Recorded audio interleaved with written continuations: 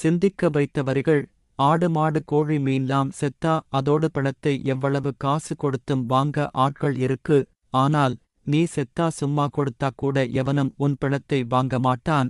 நீ ஆசையா கட்டிய சொந்த வீட்டிலேயே அதிகபட்சம் 24 மணி நேரம்தான் உன்னோட பிணம் கிடக்கும். நீ வாங்கிய பாத்ரூம் கிளீனர் கூட வீட்டுக்குள்ள இருக்கும். ஆனா உன்னோட பிணம் வெளியே கிடக்கும். நீ தொட்டு தாலி கட்டிய மனைவியும் உன் பிணத்தை தொட சங்கடப்படுவா. இப்படி யாருமே விரும்பாத உடலை வெச்சிக்கிட்டு என்னவெல்லாம் ஆட்டம் போடுகிறோம். நான் யார் தெரியுமா, நான் அப்படி நான் இப்படி என்று சுவேதம்பட்டம் அளப்பறைகள். விதவிதமான ஆடைகள்.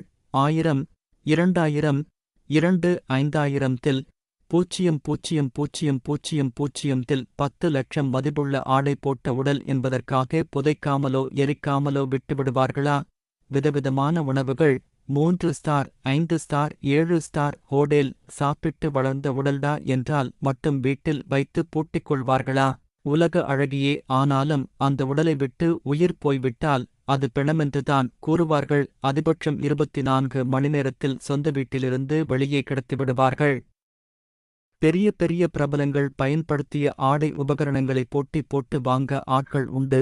ஆனால் அந்த பிரபலங்களின் பணத்தை வாங்குபவர் யாரும் இல்லை. நன்றி, நன்றி.